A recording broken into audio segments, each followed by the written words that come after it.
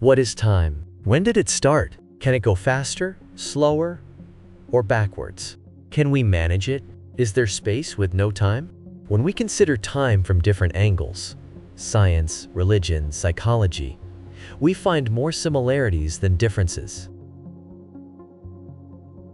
From a scientific perspective, the concept of time has evolved since higher speeds appeared in calculations, like the speed of electrons, revealing that measurements of time, length, and other physical properties change for moving objects.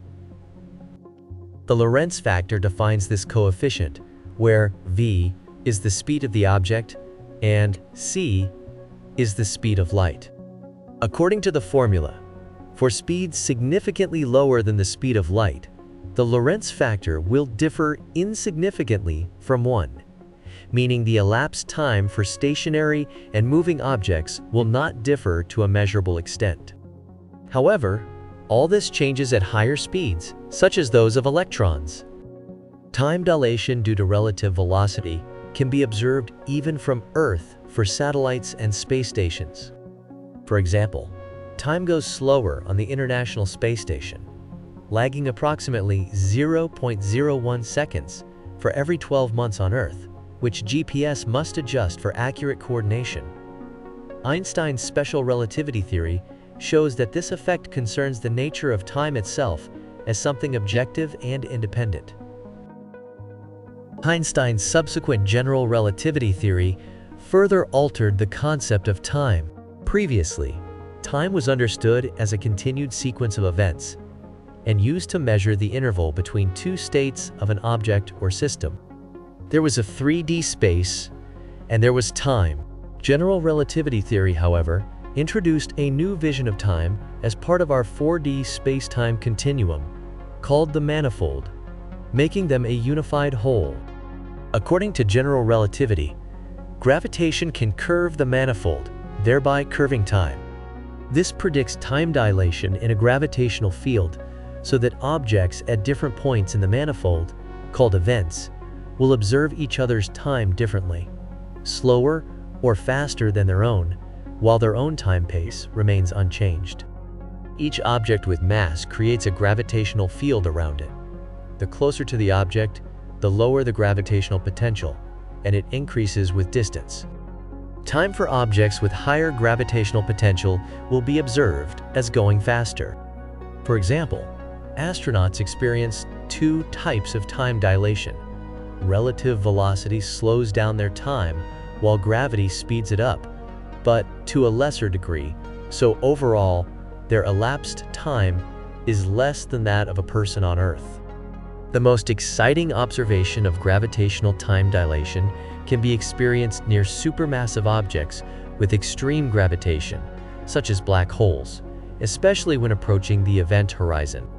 Black hole is an extremely dense space object having powerful gravity, where the event horizon is an imaginary boundary around the black hole's mass, inside of which nothing can escape the extreme gravity, not even light or radiation. This distance from the center is called the Schwarzschild radius and can be calculated based on the mass of the collapsed star that formed the black hole. Although the following experiment is hypothetical, it was predicted by equations. If there are two objects, one approaching the event horizon of the black hole, called the traveler, and another staying at a distance, called the observer, time for each of them will proceed normally from their own perspective. However, the observer will see the traveler is slowing down more and more as it gets closer to the black hole's event horizon. This slowdown will be exponential as the traveler approaches the event horizon, appearing to the observer as a complete stop at the very horizon point. Conversely, the traveler will see the observer as speeding up while approaching the black hole's horizon.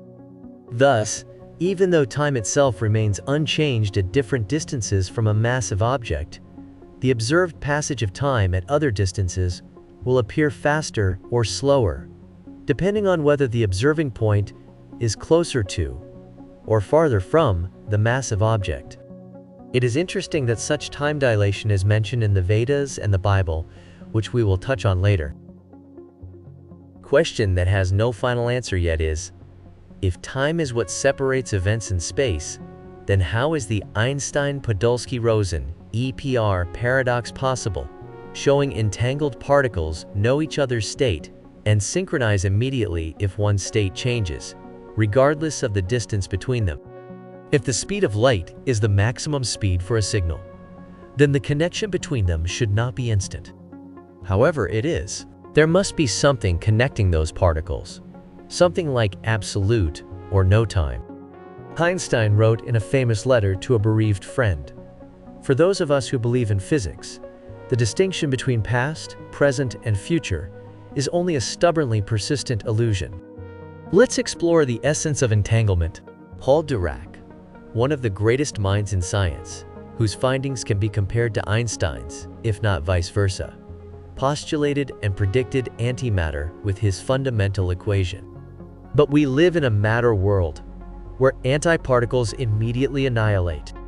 Where is the antimatter then? Dirac suggested a hypothetical world, with all the negative energies and probabilities not observed in our positive world, as the other side of one whole world. In that world, time would go in the opposite direction to the matter world we detect. Additionally, Einstein and Rosen suggested the concept of particles as bridges between two flat spaces of the world. These Einstein-Rosen ER bridges are now called wormholes. In 2013, Maldacena and Susskind suggested the idea that wormholes are themselves the quantum entanglements of the EPR paradox, or spooky connections as Einstein called them. If there are two entangled particles, they must have a wormhole connecting them, which is how they instantly know about each other without sending any signal in time. This again suggests that time is not linear. To open this wormhole, an impulse with negative energy is needed, the one Dirac predicted in his double-world model. And that experiment was successfully conducted in 2022 in Santa Barbara at CTI by Maria Spiropoulou's team, showing that quantum entanglement is a wormhole. The puzzle is finally coming together after 100 years. Entanglement is the principle on which quantum computers are based, and despite the lack of a proven theory, they are used successfully and even help getting proofs on the entanglement principle itself. What does science tell us about when time started? According to the current Lambda CDM cosmology model, which is widely accepted as the most explanatory and fitting to the observations we gather from the universe, though it has unsolved problems and violations, and might be superseded by a different, as yet unknown model. The age of the universe is 13.8 billion years. Is it the beginning of the time? This cosmology model operates with a timeline of the universe creation epochs, and according to it, a lot happened between the 0 time point and the 1 second time point on the relative logarithmic timeline. This includes the exponential expansion of the universe, inflation, cooling, reheating, the formation of the 4 fundamental forces we know today, and the formation of hydrogen nuclei. And all this happened in the first second. However, we don't know what occurred from the 0 moment to 10 to the negative 43 power seconds due to limitations in the equations connected to the Planck constant. One might say, who cares? As this is an unimaginably small amount of time. Still, considering that much of the universe's formation occurred during the first second, it is significant. Moreover, this is the very beginning of everything. So it is crucially important, but we don't know what was there. The 0 point on that timeline represents the initial singularity, an infinitely small and infinitely dense point from which the Big Bang happened. To rephrase it for a mind-blowing effect, it means everything was concentrated in nothing. Can we then say there was time at that beginning? When did it start on this logarithmic timeline? It's a kind of philosophical question. As we now understand time as part of the manifold should exist. So, is it the moment after inflation? Or, since time is now measured with atomic cesium, should it wait for atoms to form? Anyway, it means time started somewhere on the line of events. It is important to remember that the current widely accepted cosmology model, as well as any others, are only interpretations of general relativity theory, quantum mechanics, and the extra data we gather and need to explain. There is no proven theory of everything that will explain all current observations and predict not yet experienced. Even fundamental physical constants might not be as constant as we think. Paul Dirac also put forward the large numbers hypothesis, according to which physical constant values depend on the age of the universe. Once proven, it has the potential to transform our current understanding entirely. From a biological perspective, people also have internal clocks coded in the DNA. There are specific genes that build that measurement process.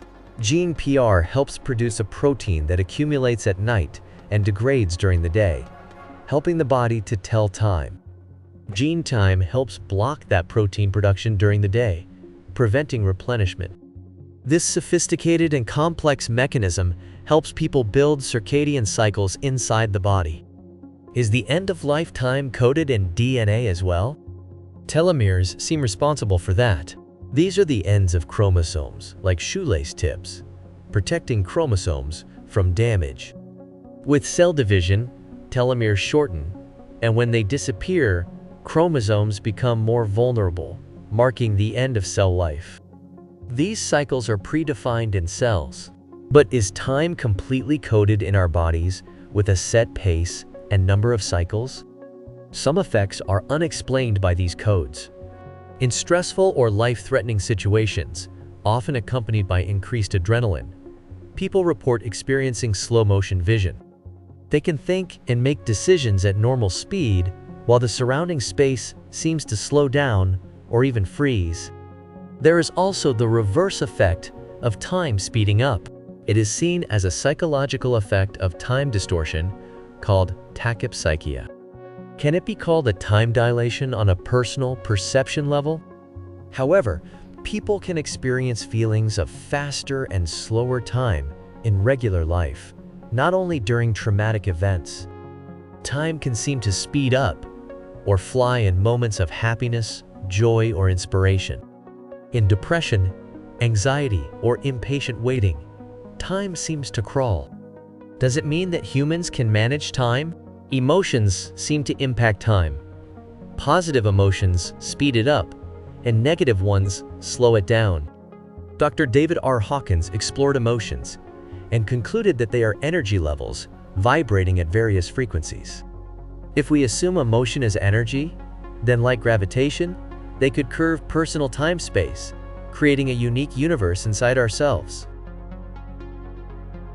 And then the moments of losing the sense of time can be interpreted as a brief experience of transcending ordinary temporal boundaries, touching on an eternal, timeless realm.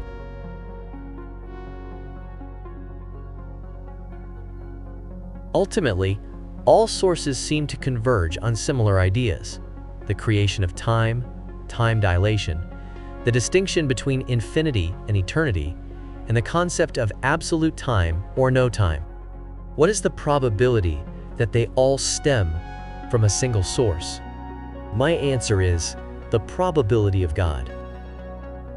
I hope you enjoyed the video and discovered some new, captivating ideas today. I am deeply grateful to everyone who supports me. If you haven't yet and would like to, please support me on Patreon using the link below or by using the Super Thank button on YouTube. Thank you for every like and subscription. See you in my next video.